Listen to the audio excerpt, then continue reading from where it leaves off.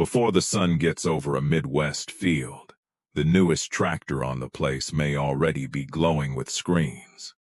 But the machine that actually gets the call might be the old one under the dust. The one with faded paint, the one with worn steps, the one that starts with a sound every farmer in the yard already knows. Because out here, trust is not built in a showroom. It is built in mud, in cold starts, in heavy ground, and in the long seasons when a tractor either keeps pulling or becomes expensive furniture. Today, we are counting down 10 old diesel tractors that explain why so many Midwest farmers still choose paid-for iron over new machines. Number 10. The Ford 5000 Diesel. The Ford 5000 was never the tractor that filled a county fair parking lot with spectators. It was not the biggest machine. It was not the loudest machine. And it did not walk into a farm with a reputation built on flash. That was the point. Built from 1965 to 1976, the Ford 5000 Diesel became the kind of tractor a farmer bought because the work did not care about flash. It cared about whether the mower ran, whether the wagon moved, whether the auger turned, whether feed got hauled before weather changed. And the Ford 5000 could do all of that without acting like it needed applause. It was bigger and stronger than the smaller Ford utility tractors, but still simple enough to live with every day. A farmer could put it on a mower, a baler, a wagon, a loader, a feed chore, a barnyard cleanup, and it would not make a ceremony out of the job. That is why tractors like this stayed around. A modern tractor might have better comfort, a quieter platform, more features, more switches, more electronics deciding what the operator already knows from the seat. But an old Ford 5000 has a different kind of advantage. It is paid for. Every hour it runs is not another payment. It is another job finished without adding weight to the farm books. Under the hood, the four-cylinder Ford diesel was simple in the way farmers respect: fuel, air, compression, steel. No mystery box turning a small problem into a service call. When something sounded wrong, a farmer could listen. When something leaked, he could find it. When something needed attention, the tractor still spoke a language the shop understood. And in the Midwest, that matters. Because hay does not wait. Feed does not wait. A loaded wagon does not care if a service truck is busy 3 counties away. The Ford 5000 earned its place by being useful when nobody was watching. And sometimes, that is the most valuable tractor on the farm. Number 9. The Massey Ferguson 165 Diesel. Some tractors never had to be legendary to become impossible to replace. The Massey Ferguson 165 was that kind of machine, built from 1964 to 1975. The MF 165 landed in the working middle, not too small to matter, not so large that it became awkward around livestock, gates, wagons, and hay equipment. It was the tractor that fit. And on a family farm, fit can be worth more than horsepower. Farmers liked the 165 because it handled chores without turning every chore into a heavy operation. It could run a mower, rake hay, pull a light baler, move wagons, carry feed, run an auger, and spend week after week doing the jobs that never make a tractor famous. Then there was the engine. The Perkins 4-cylinder diesel gave the 165 the reputation that kept it on farms long after newer tractors arrived. It was steady. It was thrifty. It did not need to scream to prove itself. It just ran. And when diesel prices matter, a tractor that works without wasting fuel becomes more than convenient. It becomes part of the farm's arithmetic. The 165 also had another advantage new machines sometimes lose. A farmer could understand it. No touchscreen between the operator and the problem. No sensor turning common sense into a code. No electronic wall between the machine and the man trying to keep work moving. If the tractor needed help, the first stop was often the farm shop, not the dealer calendar. That is why old Massey stayed useful. They were not perfect, they were not glamorous, but they were low-cost, manageable, and honest. And when a tractor has already paid for itself and still shows up every morning, replacing it starts to feel less like progress and more like wasting a good thing. Number 8. The John Deere 3020 Diesel. The John Deere 3020 spent much of its life standing near the shadow of the 4020. That shadow was large. But the 3020 did not need to be a 4020 to matter. Built from 1964 to 1972, it came from John Deere's new generation era, when farmers were moving into more modern power, but had not yet lost the mechanical connection they trusted. And that is where the 3020 found its place. It was not a brute, it was a balanced tractor. The kind a farmer could use for planting, mowing, raking, loader work, wagon duty, augers, and chores where too much tractor only made the job clumsy. New machines can make a farmer feel like every job needs a larger platform, a bigger payment, and a screen full of settings. The 3020 reminded farmers that many farm jobs simply need usable power, good hydraulics, a live PTO steering that does not wear a man out, and a layout that makes sense after years in the seat. It had enough modern convenience to feel like a step forward, but it still felt mechanical. You could hear it, you could feel it, you could sense when the load changed. That connection mattered in the field, because when the sky darkens during hay season or a wagon needs moved before the rain reaches the road, a farmer does not want mystery. He wants a tractor he knows.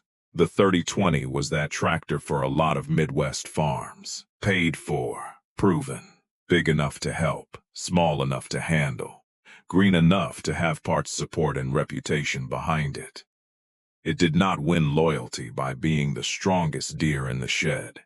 It won loyalty by being the one that made sense most days of the year. Number 7. The Farmall 1206 Turbo Diesel. This is where the list starts sounding different. The Farmall 1206 was not just another red tractor with more paint and more pull. Built from 1965 to 1967, it arrived with turbocharged diesel power at a time when farmers were asking more from the field and more from the drawbar.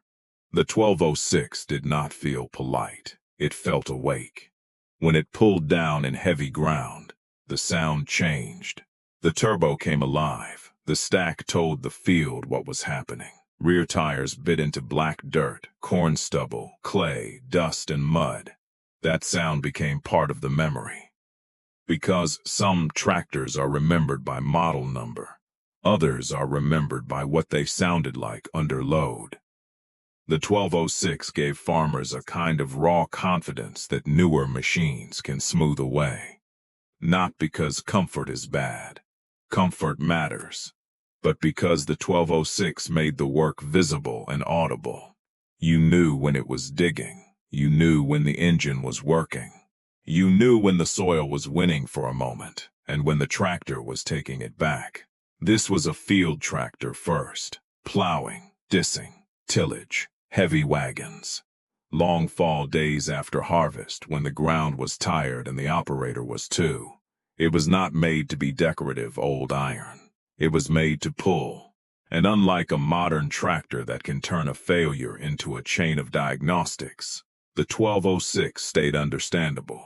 Diesel power, gears, weight, hydraulics, a machine that could be repaired by people who knew machines. That is why farmers still talk about them with a certain tone. Not because they were quiet, they were not. Not because they were easy, they could be rough. But because when a job got heavy, the 1206 did not pretend. It leaned in. Number 6. The Allis Chalmers 190 XT Diesel. Not every tractor that earned a Midwest farm's trust wore green. Not every one wore red. Some of them came in Allis Chalmers orange. and they carried a kind of underdog pride that never fully disappeared. Built from 1964 to 1971, the 190 XT diesel was not always the most famous tractor in the neighborhood, but farmers who ran one knew it could work. It had muscle, it had personality, and maybe most important, it often had value. A farmer trying to make every dollar count could look at a 190 XT and see real field power without paying for the most popular badge on the hood. That mattered then. It still matters now. Because the argument for old iron is not just nostalgia. It is economics. A paid-for tractor that can still pull a disc, run hay equipment, work a planter, move wagons, or handle a field cultivator is not just a memory. It is a tool. And the 190 XT gave a lot of farms exactly that. It was strong enough to be taken seriously, but still mechanical enough to be understood. It did not hide the job behind software. It did not turn every issue into a dealer-only puzzle. It asked for maintenance, not worship, and for the farmers who loved Allis Chalmers, that orange paint meant something. They knew the sound. They knew the feel. They knew the way the tractor carried itself when the load settled in. The 190 XT was not perfect. Old machines rarely are. But the right farmer did not need perfect. He needed a tractor that could earn its keep, cost less to own, and still feel like a working part of the farm instead of a financial burden. In a world where newer machines can become complicated fast, the Allis Chalmers 190 XT reminds farmers that value has its own kind of horsepower. Number 5. The Massey Ferguson 1100 diesel. The Massey Ferguson 1100 had one phrase behind it that carried a lot of weight. Perkins power. Built from 1964 to 1972, the MF 1100 gave farmers a larger, smoother diesel tractor that still fit the working reality of mixed Midwest farms. It was not a little chore tractor, but it was not so oversized that it lost its usefulness outside one narrow season. It could work ground, it could plant, it could pull wagons, it could run hay equipment, it could handle grinder mixer duty, heavier baling jobs, and the kind of farm work that changes every week but never really stops. That kind of flexibility is why machines like this survived. Under the hood, the Perkins 354 six-cylinder diesel gave the 1100 its heart. Smooth power, long life, a sound that did not feel frantic. Some tractors make power feel like violence. The 1100 made power feel steady. That matters to farmers who spend long hours listening to the machine beneath them. A smooth engine does more than pull the load. It makes the operator believe the tractor has more day left in it. And the 1100 often did. The reason many farmers still choose tractors like this over newer machines is not because they dislike progress. It is because the older machine has already proven it's part of the bargain. It has worked spring, it has worked summer, it has worked fall. It has sat through winter and come back when the farm needed it again. And when something goes wrong, the machine still feels like metal, fuel, pressure, and parts, not a locked box. That is the quiet power of the Massey Ferguson 1100. It does not have to shout from the field edge. It does not have to be the most photographed tractor at the sale. It just has to keep making sense. For many farmers, that was enough. Number 4. The JI Case 1070 Agri King Diesel. A Case 1070 never had to look fast. It had to look like it would not give up. Built from 1970 to 1978, the 1070 Agri King Diesel carried the kind of weight farmers could feel before the clutch ever came out. Strong frame, big diesel presence, heavy drawbar attitude. It was the tractor you pictured on a plow, a disc, a manure spreader, a heavy wagon, or a field job where light machines started looking nervous. The 1070 did not ask to be admired for polish. It asked to be judged by pull. That old case feeling was different. Solid, calm, almost stubborn, like the tractor was built to settle into the load and stay there. And that matters in the Midwest, where conditions can change quickly.